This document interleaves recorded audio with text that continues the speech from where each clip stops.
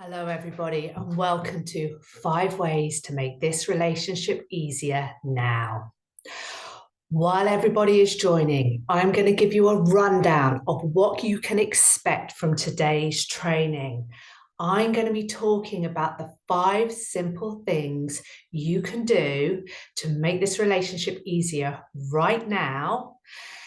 And I'm also going to be talking about what might be preventing you from using these simple concepts. So there's going to be a Q&A at the end. Expect to be on for 60 minutes. I am going to stay on as long as possible to make sure you get all your questions answered at the end. I want to make sure that you leave this training with a clear game plan that you can implement immediately. For those of you who are interested, I will also be talking about how you can work with me. So there is a Q&A box. There is no chat box. I don't want you guys being distracted by the chat box. So there isn't a chat box, but there is a Q&A box. So get all your questions in there anonymously if you wish, if that feels better. And I'm going to address all of them at the end. So, right, first of all, before we get started, I'm going to tell you a little bit about me and how I came to be doing what I'm doing. So, for those of you who don't know me, my name is Naomi Stonier. I'm a relationship coach. I work with you on your intimate and family relationships, but I don't work with couples. I teach you how to stop waiting and go first. I teach you how it's possible to change your experience in any relationship without the other person doing anything. And I'm going to walk you through some really simple ways you can do that today. I trained at the Tony Robbins Coach Training School, but most importantly, this is a journey I have taken myself. I have gone from dysfunctional relationships from childhood onwards to thriving in every area of my life. My story is dysfunctional experiences from childhood. This stuff gets passed down the generations without judgment. When we can understand the stuff that's been passed down to us and resolve it, we can get moving towards where we want to go. So for me, this stuff didn't get resolved, and I took it forward into adulthood with me, and it showed up everywhere. It showed up in my intimate relationship, in my parenting. It showed up in my work. Work was really stressful. It was really difficult for me. I didn't challenge myself in work. It was too difficult. It showed up in my friendships. I lived on the emotional roller coaster. And that meant when a life event came my way, because one way or another, this stuff is coming, right? This stuff is coming for all of us. It will be different for me than it is for you. But for me, the life event was infertility. And because of the way I managed my emotions, it meant I was completely unequipped to deal with this challenge. I was desperate for a big family. So my life blueprint, and we all have one, and your level of happiness is determined by how closely your real life, your actual life, matches that blueprint, that ideal life that you imagine you should have. My life blueprint was a big family. A big family meant I was going to get lots of love. I was going to always be needed. I thought this big family was going to give me all these emotions because I didn't understand how emotions were created.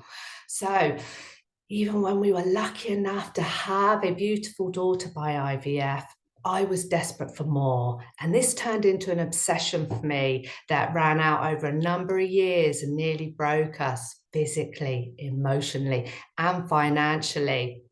But my gift, and I never imagined I'd be sat here in front of you today calling it a gift. My gift was I didn't get that big family. Instead, I was forced to take a look at how I was showing up. And Relationship coaching taught me how I was creating my experience. It taught me why I was going to places that didn't feel good again and again. And it taught me how to stop doing that. So I believe so deeply in this work. Now I do it for a living. It completely changed my life. And now I've spent hundreds and hundreds of hours teaching other people these very simple concepts that I am going to share with you today. So let's get started. Here we are. First of all, let me get this presentation up. Here we are.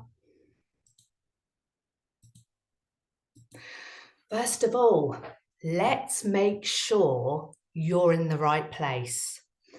This training is for you if you want to work on an intimate relationship or a family of relationship, maybe the family you grew up with or the family you have now.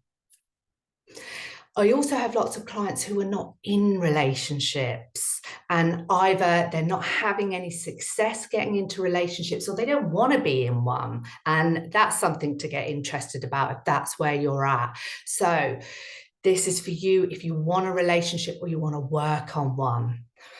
This training is for you if you are done waiting and you want to try something new. And this training is for you if you are willing, if you are ready to go first, to stop waiting and go first. Okay? So here we are. Oh, what's going on here? Is it going to let me change? There we go. So this is the stuff that we all get wrong in our relationships. We have a lot of drama about it. It's called being human. This is the stuff you're programmed to focus on.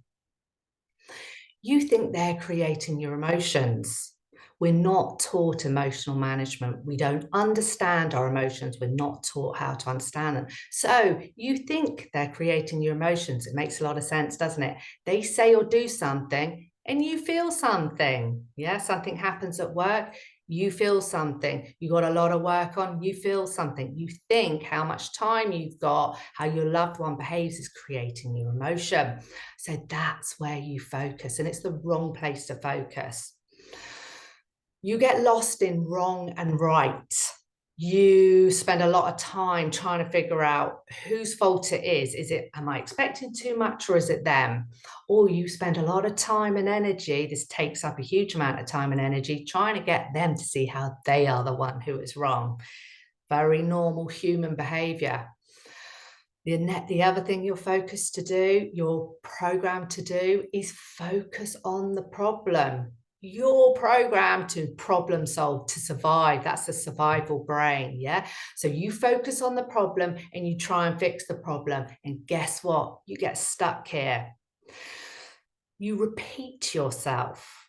We try the same thing again and again and again. You know, I don't understand why they don't get it. I've explained it so many times. This is the sort of thing we say. And when they don't get it, we either make it mean that they don't care or they're stupid or some variation of that. Okay, so we get stuck focusing on saying the same thing in the same way again and again and again. You might be waiting and hoping that things will change, or you might be avoiding dealing with it. We kick this stuff into the long grass, you know, let sleeping dogs lie, shove it under the carpet, you name the saying. The reason we've got them is because this is human nature. We wait and we hope it will resolve itself, or we dismiss it. We say it's not that bad. And when we do this, this is how years go by without us dealing with this stuff. And guys, I tell you a secret, this isn't a dress rehearsal. You've got one life. So time is your most precious asset. But we get this confused. We treat time as if it's infinite, and we hoard our money and we treat time as if it's infinite, and it is not. Okay, so this is what we're all doing. Where you want to be instead is you want to be able to speak your mind easily. You want to be able to have open and honest conversations. Good quality relationships require us to be able to have difficult conversations easily without it being a really high stakes experience. I want you to think about how much more effective our communications are when we've lowered the stakes, when we've lowered the emotions. It's lighter, it's easier. Yeah. I want you to think about what a valuable skill this is, not just in your personal relationships, but in your work, in your friendships, in your experience of life. When you're able to just be open and honest about what you need and have these difficult conversations easily. Because this is how we have fun, easy, supportive relationships. And it's how we have enough time and energy for it all. When we are constantly feeling that we cannot be present with family because we're worrying about work, and we cannot be fully in our work because we're feeling guilty about family, when we cannot be present in all areas of our lives. This is how you never have time for yourself, and this is how you don't enjoy the areas of your life. Okay, so this work, when you learn how to manage your emotions and when you learn to think in a new way about your relationships, is going to create a lot of time and energy for you. So here are 5 new ways of thinking about your relationships that don't require you to do anything, and it doesn't require your loved one to do anything. All it requires is for you to start thinking about your relationship issues in a different way, because it is not your actions, it's not what you do that creates your result, which creates the kind of relationship you want. It's the way you think about them. So your thoughts, whether voiced or not, really want you to take that in. Even if you don't voice this stuff, it will show up in your results, okay? Because everything is communicated. So the first place to start is with the understanding, the belief that other people cannot create your emotions. So we are taught that our emotions are pre-programmed, that they just happen to us. And this is not true. You create your emotions. You create them from what you choose to focus on, what you choose to believe in the moment. Yeah, the story you tell yourself in the moment, because we're constantly reading between the lines, aren't we? What's the statistic? Only 10% of communication is spoken. So what you choose to believe, what you're reading from the other person in the moment, the language that you use, the type of language you use will create your emotions. So sentences that start with, I have to, I must, I need to, I've got to, or they have to, they've got to, they should. These kind of words are going to create stories that will create your emotions. And the last one is what you do with your body.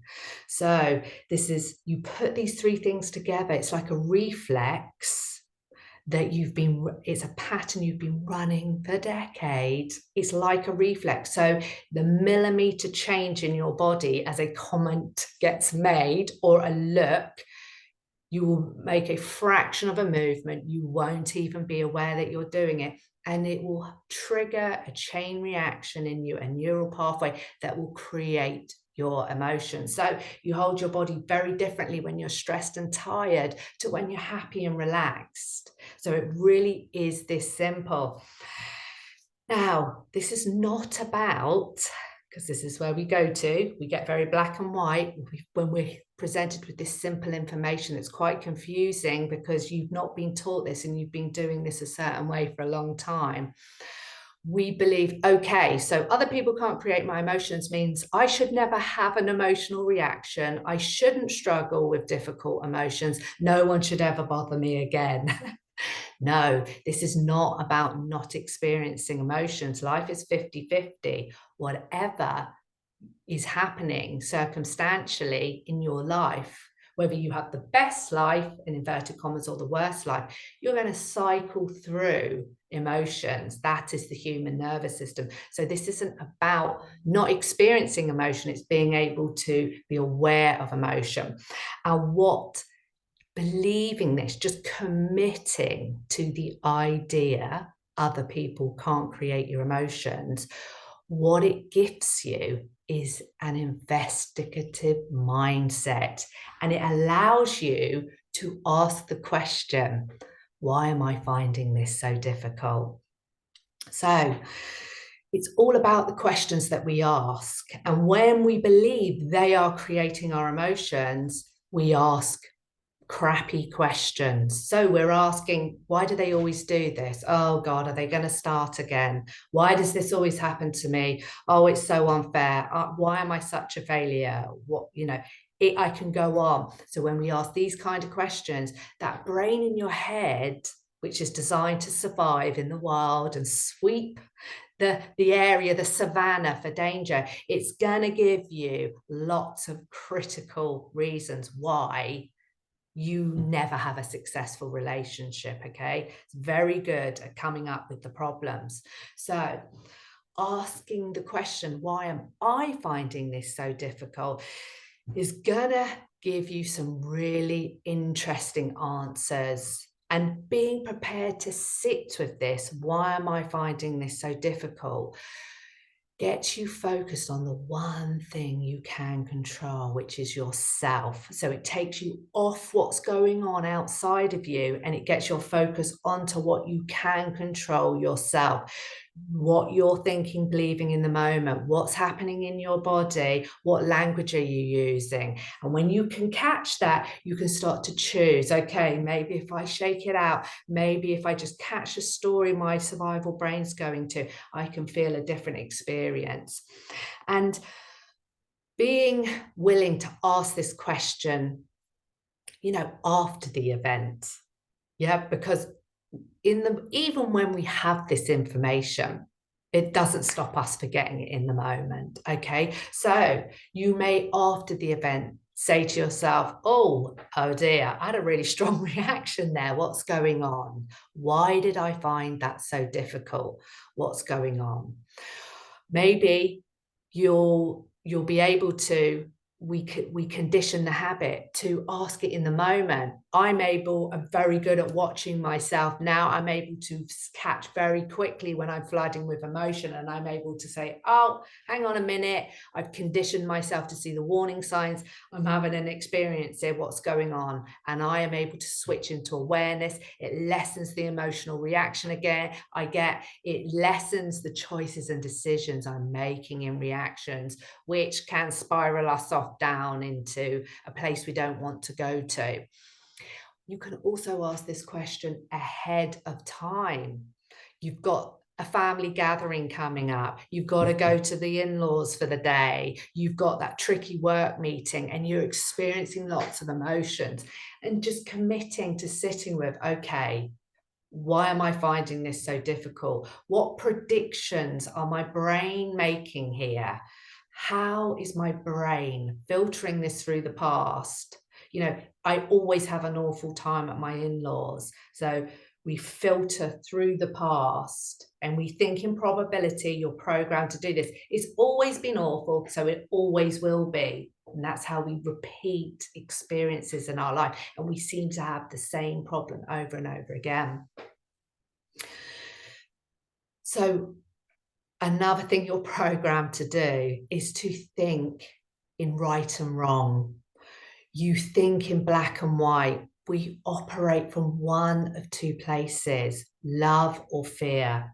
So the fear emotions, when we are feeling scared, we go to anger to get certainty. So I want you to think about impatience, annoyance, frustration, the lower level anger emotions, all the way up to the big anger emotions. Yeah, they're all fear-based, and we get very fixated about right and wrong. I had a client share with me in a session last week that she went to the dictionary to look up the term of a word that her partner had told her that people had got sacked, and she said no, they got made redundant. And because she had been made redundant, she filtered it through the past and thought, my partner thinks I was sacked, and she had a big emotional reaction to it. And she went to right and wrong thinking. She went to looking up into the dictionary. No, you're wrong. Look, here are the facts. And so that's a very small way that we get caught up, but we do it in big ways. And when you're going to right and wrong, the problem with it is that there is no right and wrong. The human experience is messy. There's only my version of events and your version of events, and they don't match because I'm filtering the experience through my meanings and you're filtering the experience through your meanings. And there's only my opinion of what's right and wrong and your opinion, and they don't match. Just like my client and her dictionary, her husband couldn't understand what the fuss was about. Sacked, redundant, it's all the same thing. For her, it was a really big deal. But she was able to let go of right and wrong. And she was able to understand, okay, I'm just filtering it through that. And that's why it's so sensitive. And if I explain that, listen, this is really sensitive for me because of that awful experience I had where I was made redundant. And it was a very shocking and upsetting experience for me. So stop trying to figure it out. Let go of right and wrong. Pay real attention when you've gone to right and wrong. When we go to defense, this is not my fault. I haven't done anything wrong. This isn't fair. And I need them to know this isn't my fault. I need to explain this in a way that they can see and they can acknowledge, yes, this isn't your fault, and that they can accept that it's their fault. So we spend a lot of time on this. We waste a lot of energy on it. It's a rabbit hole. You can just completely sidestep it by letting go of it and just saying, yeah, it makes no sense. Human relationships aren't logical. And let me just figure out where they're coming from, why I'm finding this so difficult. And let's just find a third way here that can enable us to just move on. Do you want to be right or do you want to be happy? This is the way you let go. In those fearful moments, we grab hold of this stuff. It's very normal to do. And when you just let it go, it's like, oh, what a relief. Now, there is also the problem solving. We problem solve our relationships. Now, what is going on here is this is something you are programmed to do. You have a brain in your head designed to keep you alive in the wild. You've got a brain in your head designed to problem solve, go from problem to problem, survive, okay? So you're programmed to focus on it, but we all know the business talk. Don't focus on the problem, focus on the solution. Do this with your personal relationships too. And another reason, there's a number of things going on here with problem solving. And another reason you do this, and I'm going to talk to my can-do people, my get stuff done people, my hustlers, that's an American term, but the grafters, that's the English term. Problem solving is a form of emotional management and it's an identity. So let's talk about emotional management first. When something happens or when those difficult emotions hit, and we have that surge of difficult emotions, your brain doesn't know the difference between real or imaginary, and those difficult emotions are dangerous, okay? And uncertainty is dangerous in the wild, and we leap into action to process difficult emotions. So being a problem solver, being a get stuff done kind of person, it's a form of emotional management. You do to give yourself the illusion of control and to feel like you're doing something about this. But the problem with this is when we do not pause to assess and take in what's going on, and we're in reaction, we often end up solving the wrong problem. We often end up doing stuff that we didn't need to do, and it wears us out. And the other element of this is the identity element, being the problem solver of the family, being the one who gets stuff done, being the person who everyone comes to with their problems is an identity. It gives us significance. It's a good feeling to solve problems, to be that person who sorts it out, okay? But the problem with being a problem solver is you must have problems to have this identity. You must have a constant stream of problems. So if you don't have any, you might go off and find one. You might create one. You might end up fixing other people's problems. So this looks like you assume that this needs to be fixed. You start being involved and dealing with it without it being a clear agreement. I need your help. You end up dealing with it. They don't even realize they had a problem. They're not really aware of it. And then they turn around and blame you. Yeah, and you think, why? I didn't even want to deal with this in the first place. I've got enough of my own stuff going on.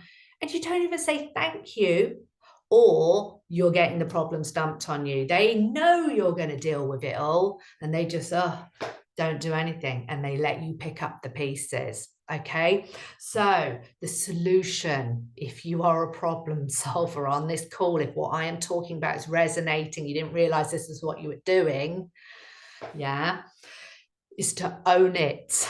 Own that this is an identity that serves you, that feels good, because when it's going well, it is great to solve problems. You know, I talk as a former problem solver. The solution is to become a solution creator, okay? So we own the problem-solving identity, and then how you get to becoming a solution creator is you learn to process uncomfortable emotions without going to doing. So a solution creator is someone who trusts, who knows how to process uncomfortable emotions before taking action. This is just a feeling in your body. This is just a pattern. And if you allow it and you process it, it will pass through, and then you can get into executive thinking, and you can start making the right decisions instead of decisions in reaction, which usually aren't very good. But this is also about trusting yourself to figure this out. You don't have to start running around dealing with all of this. And this is about trusting your loved ones and believing in your loved ones. When we doubt each other, when we say, oh God, they always make a mess of everything, they don't deal with everything, they just, you know, they're lazy. When we are thinking this way about our loved ones, this is the result we create. So trusting your loved ones to figure it out will really improve the relationship. And trusting them, trusting yourself, it's going to involve sitting in some difficult emotions. But when you know how you create them and you understand your emotions, it's a lot easier to do. And the last one is my favorite, is understanding masculine and feminine energy. This will transform not only your intimate relationships, but also your relationships with your children, your parents, your siblings, basically every masculine and feminine energy in your life. But most importantly, this is a concept to use in your intimate relationship. So we have to let go of our social conditioning around this. Okay, this is not about men and women. This is about energy. We must have masculine and feminine energy in our relationships to have polarity, to have the zing in our relationships. So this is like the North and the South Pole. This is like the negative and the positive of the battery. You must have it. This is the dance of the energies. And when you understand them, they're both superpowers. They both have their shadow sides. You will learn to love them. So feminine energy feels and sees everything. Feminine energy, this is why feminine energy can be cooking dinner, talking to the friend, listening out for the fur baby or the little one in the other room up to monkey business. Yeah. Feminine energy feels and sees everything, needs attention all the time. Feminine energy is constantly testing, talking in riddles, and when it fills up too much, it gets overwhelmed and it must know its pain has been seen and heard and understood.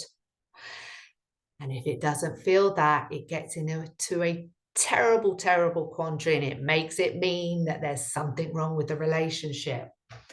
In complete contrast, masculine energy is super focused, one thing at a time. It's very good at putting emotion aside and thinking logically. It is completely and utterly bemused by feminine energy's wild, crazy ability to feel and see everything. It makes no sense. And when masculine energy doesn't understand and it can't fix, it gets confused, it gets worried, and it withdraws. When masculine energy is overwhelmed, it shuts down. It has to be alone. It has to release. This is why masculine energy goes to the phone, to sport, to solitary activities. And feminine energy makes that mean, well, they don't love me. They're not giving me any attention. They don't love me. So what we do is we make these a personality trait.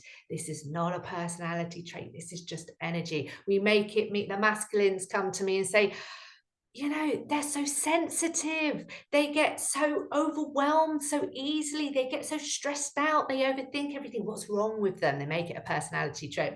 And the feminines come to me and say, they just don't get it. They don't care. They're not interested. They're not selfish. They're so selfish. They can't express themselves. What's wrong with them? Yeah.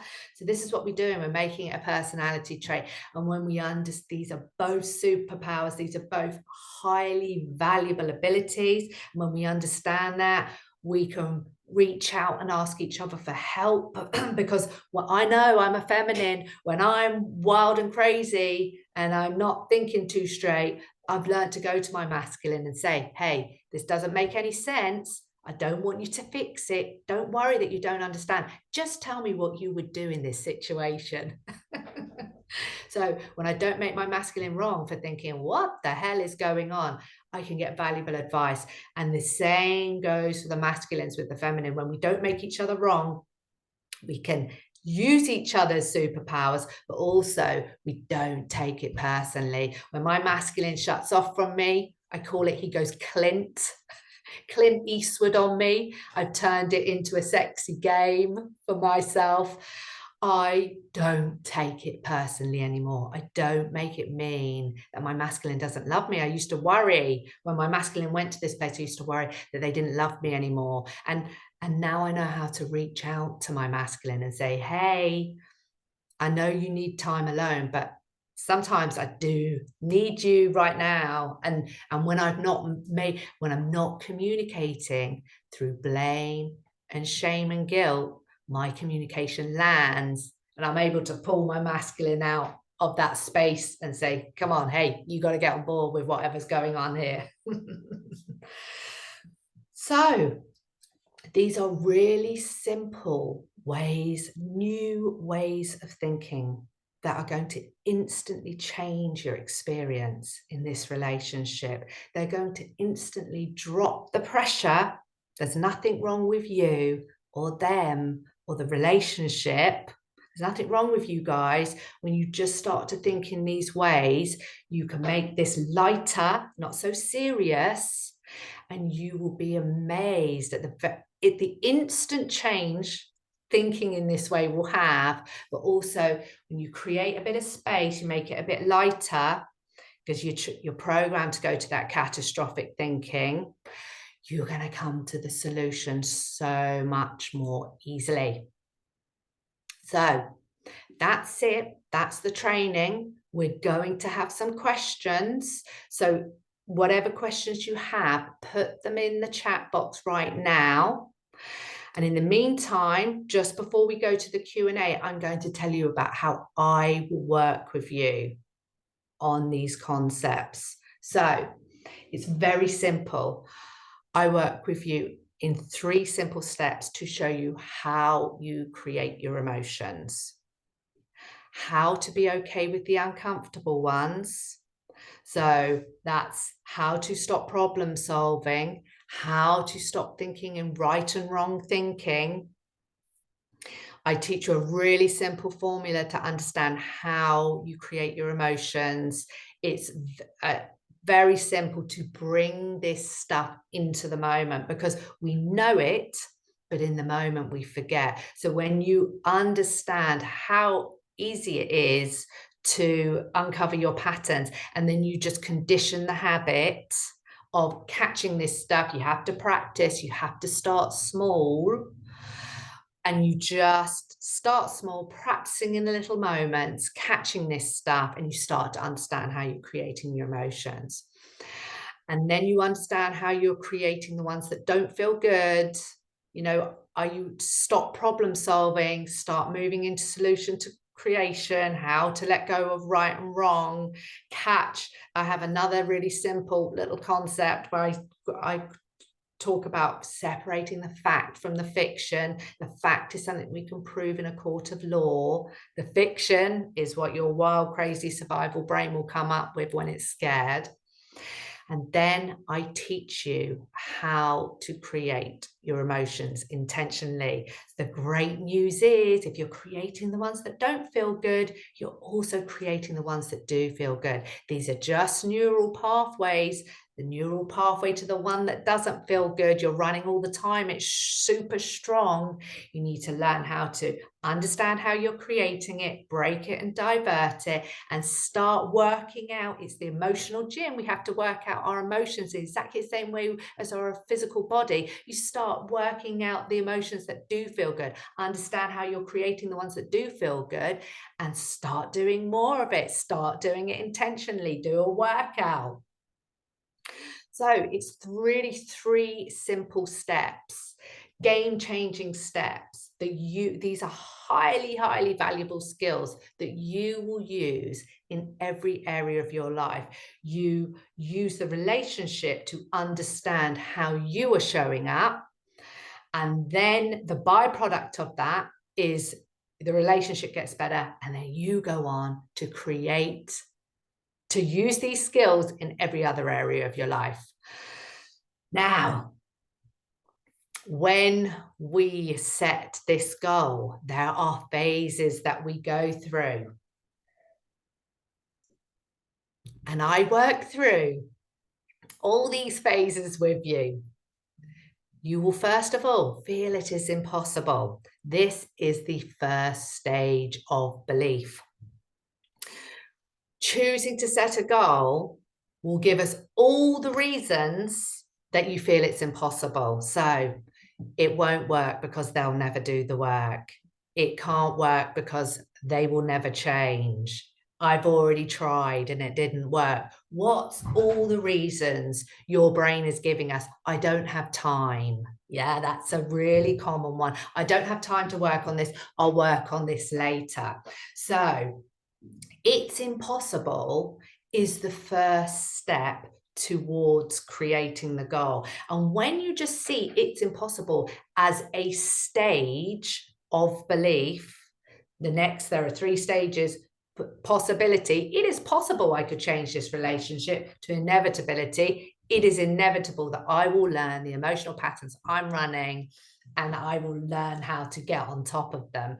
When you understand that it's impossible, I can never do it, it's just one of the stages. It changes the way you deal with all these impossible thoughts. We want to see what comes up. Your brain is programmed to throw the kitchen sink at you. You'll never do it because it wants you to stay in the known familiar. It's impossible. It's a very normal thought. So if you're having it, don't worry. The next trick of our survival brain is to forget. You'll forget this work. You'll forget it in the moment. You'll forget it overall. When impossible feels too uncomfortable, you'll forget. And that's the benefit of coaching. When you're coming into a coaching session every week, you condition the ability to remember. You'll forget I still, to this day, forget in the moment, but I'm very good at remembering. The next trick of the survival brain is to make it complicated. This really is as simple as the 3 simple steps. Learn how you create your emotions, learn to be okay with the uncomfortable ones, learn how to create the ones you want intentionally. Yes, it really is that simple, but your brain doesn't like to do anything new. It likes to stay in the safe, known, familiar. It likes to conserve energy at all times, to flee from the predator, so it will make it complicated. It is normal. It is one of the phases. You'll also question, why the hell should you go first? And to answer that question, you want to think about the benefit to you. We do this work through the lens of developing and growing you. These are highly valuable skills that will create so much success for you. They will give you back your time and your energy, so you have enough time for all the things you want to do. A better relationship is one of the many byproducts. So when you question, why should I go first? You have to go to the value of the work. What's the work for you, for starters, outside of this relationship? And the last one, of course, we're too busy, we're too tired. Being too busy protects us from a lot of stuff, and lots of problems protect us from a lot of stuff. I've got too much going on at work. That keeps us safe. When the kids are a bit older, I'm too busy with the kids. We will go to time and problems to keep us safe. So you really want to check in with yourself and get really, really honest, because focusing on that surface stuff is where you stay stuck. And people, this is not a dress rehearsal. Now, there's good news. All you need to get through all the phases is 5 emotions. This is how you learn to create these emotions intentionally. When you coach with me, you will learn to create all of these emotions intentionally. And when you know how to do this, you will be able to do anything. So, willingness to fail, courage. You get okay with those uncomfortable emotions. You stop fearing failure. Failure is dangerous to our brains. So you learn how to create courage. You learn how to create resilience to get back up every single time you fail, and you commit to the process. You just trust the process and you follow the process. You just repeat the 3 steps, the only 3 things that you need to do to change any relationship, to create whatever you want, is to learn the 3 simple steps of emotional management and keep putting it into the new ways of thinking that I shared with you. And all my best clients have a desire to be great. They want big things. They want big stuff in their life. They have a desire to be great. It will get you coming back to the work and going for it again and again and again, especially when you understand what you are going to be able to create when you learn these skills.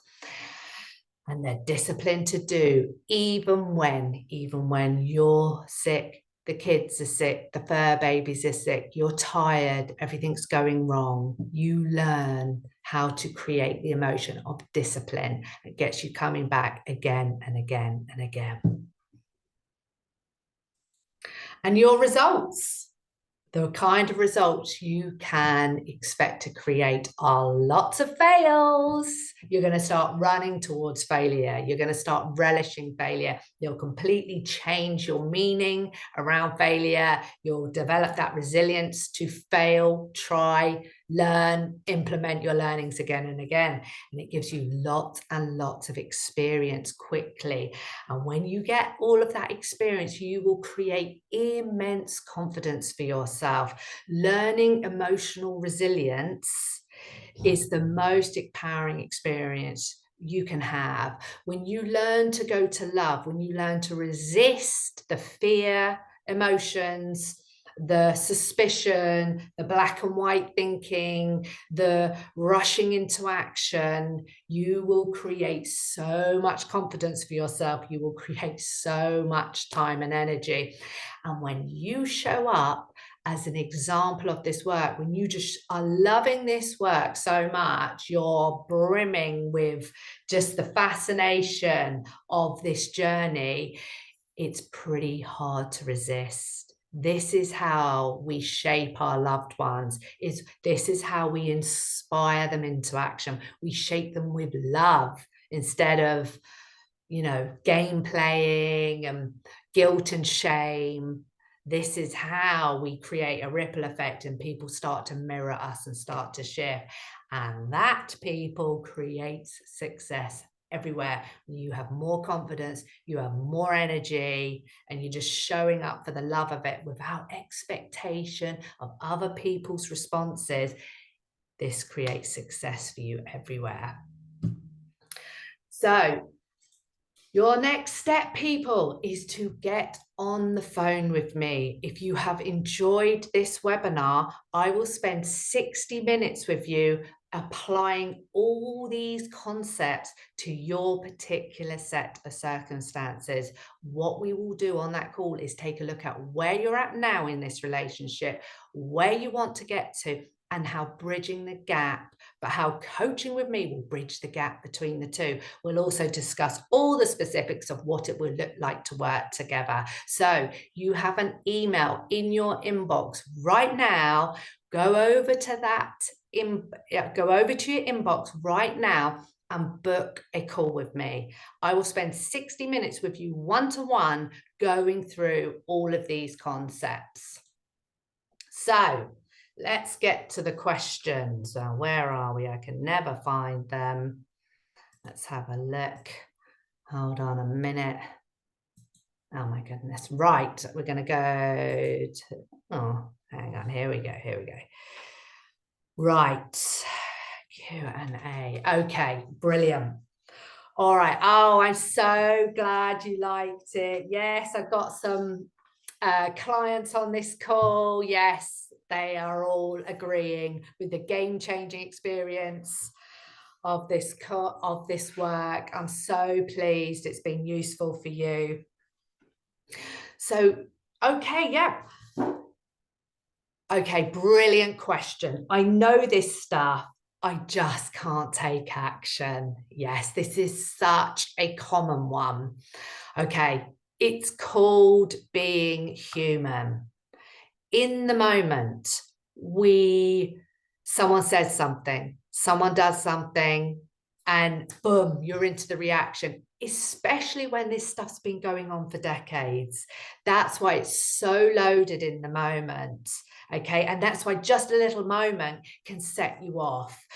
And what you need to do is understand the pattern you are running. The comment they are making cannot create this experience for you. So when you take the focus off them and you put it onto yourself, that is how you are able to bring this work into the moment. It's about focusing on the one thing you can control yourself. And when you use these very simple tools, that is how you bring it into the moment.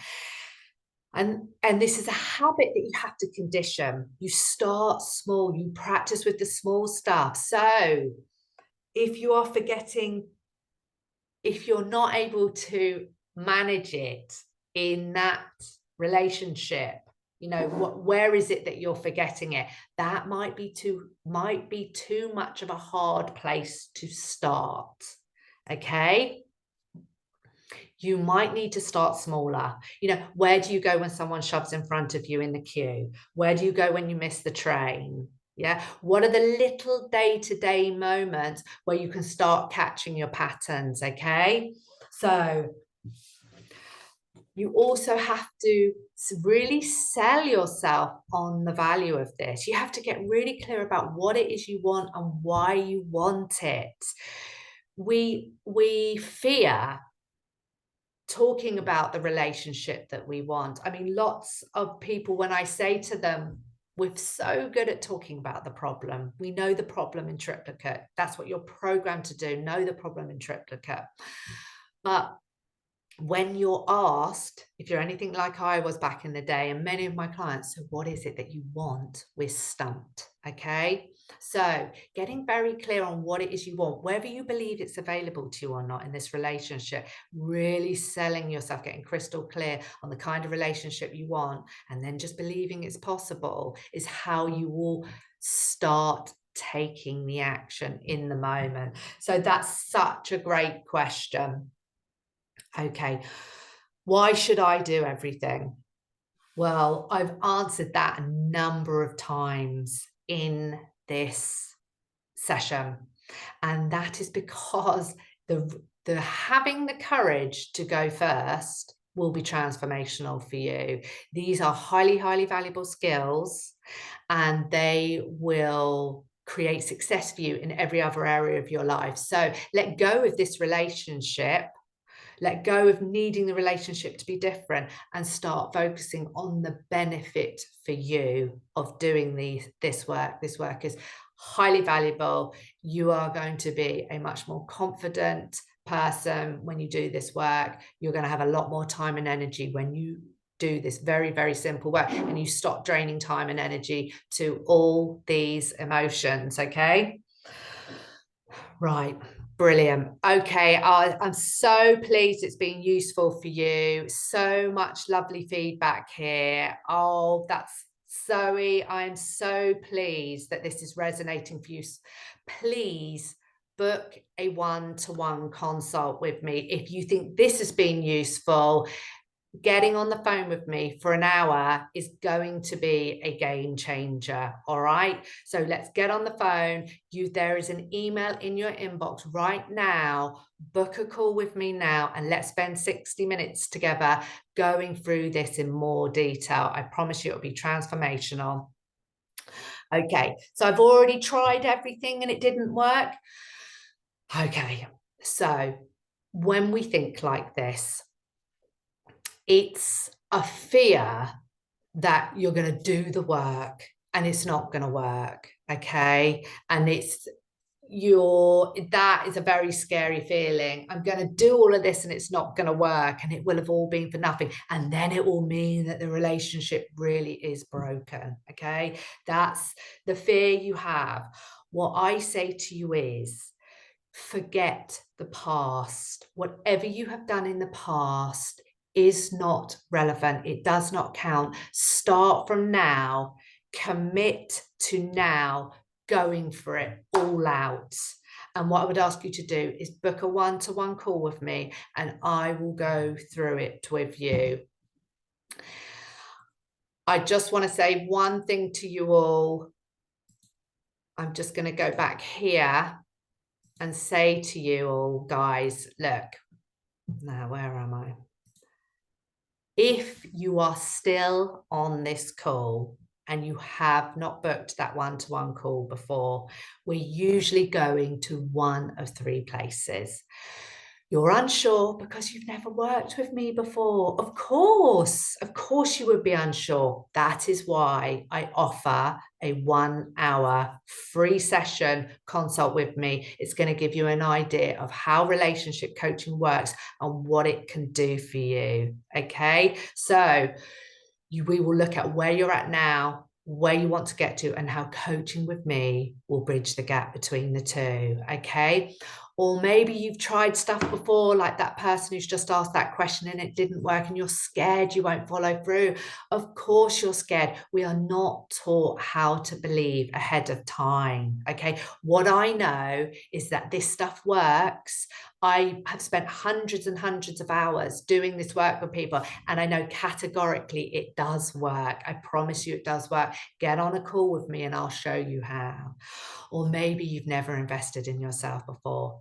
I get it. It's terrifying. We are not taught to invest in ourselves. You know, a new car or a holiday, yes, maybe, but investing in ourselves is terrifying. I remember my first experience of investing in myself, it was the scariest thing I ever did. And it was also the most transformational thing I ever did. This is the most valuable work you can ever do. It will create so much success for you.